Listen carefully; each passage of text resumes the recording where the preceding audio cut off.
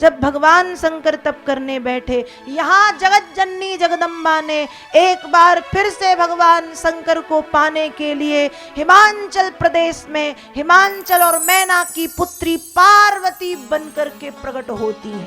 पार्वती बन के प्रकट हुई। बहुत छोटी सी थी, तपस्या करने जा रही थी। माँ ने कहा ऊ माँ, ऊ मतलब वहां, माँ मतलब मत जाओ। नहीं मानी, नाम पड़ा उमा। फिर पत्ते खा करके तप किया। कुछ समय के बाद पत्ते खाना छोड़ दिए। जिसने पत्ते ना खाए हो उसे अपर्णा कहते हैं, नाम पड़ गया अपर्णा। कठोर तप किया। सप्तऋषियों ने परीक्षा ली। सप्तऋषियों की तपस्या को, परीक्षा को देख करके भगवती ने, जब सप्तऋषियों ने आके अपशब्द कहे भगवान शंकर के लिए, तो पार्वती कहती हैं कि मैं श्राप दे दूंगी तो भस्म हो जाओगे। स्वयं भगवान शंकर परीक्षा लेने के लिए आए हैं और सती पार्वती परीक्षा में सफल हुई हैं। और फिर यहाँ एक बार पुनः भगवान शंकर और माता पार्वती का विवाह तय हुआ है। पिछले जन्म में दक्ष कन्या सती के रूप में विवाह हुआ था। इस जन्म में हिमाचल और मैना की पुत्री पार्वती के रूप में विवाह हो रहा है। हिमाचल नगर में विवाह की तैयारियां प्रारंभ हुई हैं और यहाँ कैलाश पर्वत पर भगवान शंकर की बारात निकलने की तैयारी प्रारंभ हुई है। तो कहा भगवान शंकर की जब बारात निकलने की बारी आई तो भगवान शंकर का श्रृंगार किया गया। कैसा श्रृंगार किया गया? बाबा तुलसी रामचरितमानस में लिखते हैं, जस दूल्हा तस बनी बराता, जस दूल्हा तस बनी बराता, कौतुक देवे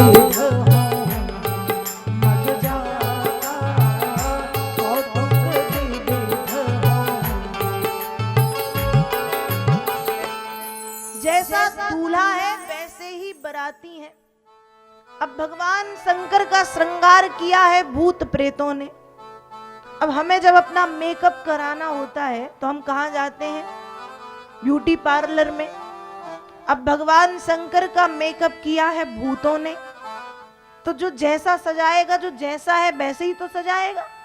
भगवान शंकर के बड़े बड़े केसों को लपेट करके एक जूड़ा बांध दिया सिर के ऊपर, कानों में बिच्छू पहना दिए, गले में सांप लटका दिया, मुंडों की माला पहना दी, अधोभाग में मृग छाला लपेट दी, चिता भस्मालेपो गरल मसनम दिक्पट धरो, जटाधारी कंठे भुजगपतिहारी पशुपति। ताजी ताजी चिता की भस्म ला करके सारे शरीर में राख भस्म लगा दी, भभूत लगा दी। और अब भगवान शंकर बैठे नंदी पे।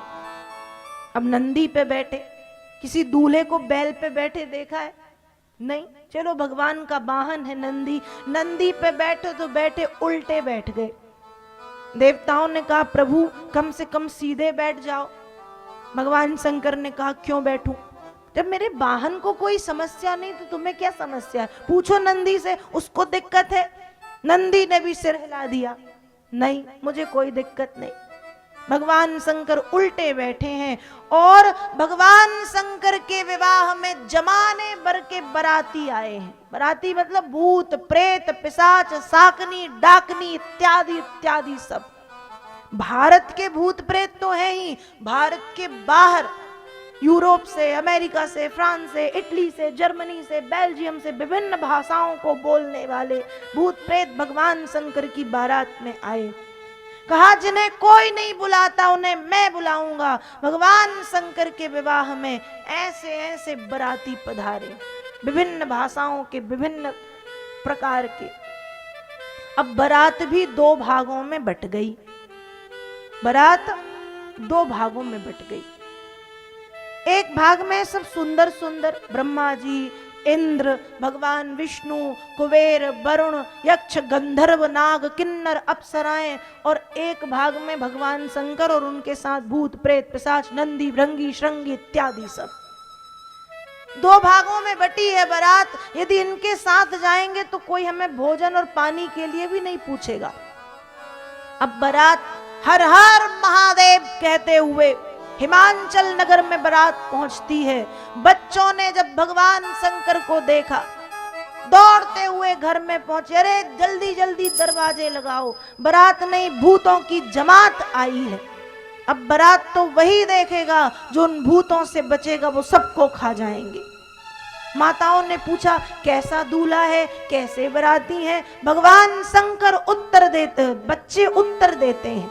मानस में बाबा तुलसी लिखते हैं, तन खीन कौवति पीन पावन कौव पावन गति धरे, भूषण कराल कपाल कर, सब सत्य सोनित तन धरे, खर स्वान सुअर सकाल मुख, गणवेश अगणित हो गणे, बहुजन ससेत पिशाच दो, जमत वर्णक नहीं बने, बहुजन ससेत पिशाच दो, जमत वर्णक। बच्चों ने बारात का वर्णन किया। कोई मुखहीन विपुल मुख काहू, बिनु पद कर कऊ बहुपद बाहू, विपुल नयन कऊ नयन विहीना, रिष्ट पुष्ट कऊ अति तन खीना। ऐसा दूल्हा और ऐसे बाराती। कहा बाराती कैसे? कहा बाराती ऐसे, किसी का मुख है तो शरीर नहीं, किसी का शरीर है तो मुख नहीं, किसी के चेहरे पे आंख ही आंख है, किसी की एक भी आंख नहीं, किसी के कान ही कान है, किसी के एक भी कान नहीं, किसी के 4 सींग है, किसी का 1 सींग है, किसी की नाक लंबी है, किसी के कान लंबे हैं, किसी का कुत्ते का मुंह है, किसी का सियार का मुंह है, किसी का भेड़िए का मुंह है, किसी का सुअर का मुंह है। कहा बाराती ऐसे। दूल्हा कैसा? कहा सबसे बड़ा पागल तो वो ही है। क्यों?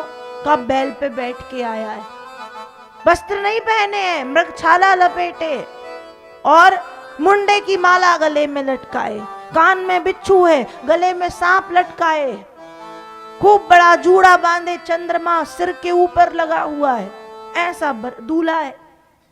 बच्चों ने भगवान शंकर के रूप का वर्णन किया है। माताएं जानती हैं कि वे भगवान महादेव हैं। यहाँ बारात जब आगे पहुंची है और पार्वती मैया की माता मैना ने जब बारात देखी तो उन्होंने सबसे पहले देखा है भगवान विष्णु को, और भगवान विष्णु है परम सुंदर।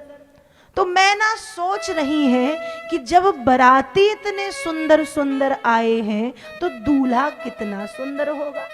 उनने सुंदरता देखी है। विष्णु भगवान सुंदर, ब्रह्मा बूढ़े हैं तो सुंदर, नारद सुंदर, इंद्र वरुण कुबेर यक्ष गंधर्व नाग किन्नर अप्सराएं सब सुंदर।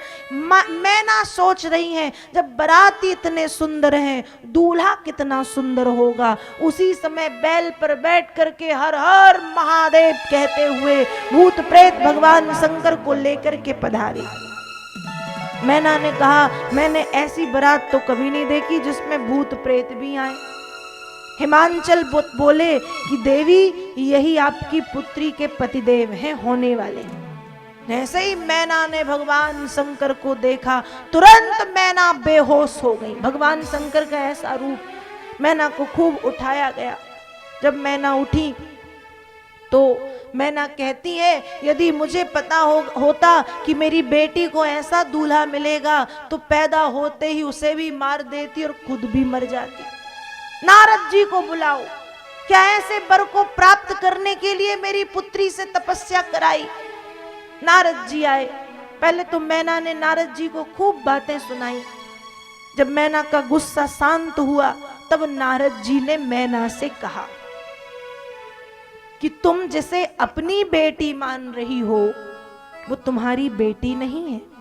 मैना ने कहा तो, कहा तुम जिसे अपनी बेटी मान रही हो वो तुम्हारी बेटी नहीं, तुम भी उसकी बेटी हो, अर्थात वो जगत की माता जगदम्बा है। मैना ने कहा मतलब?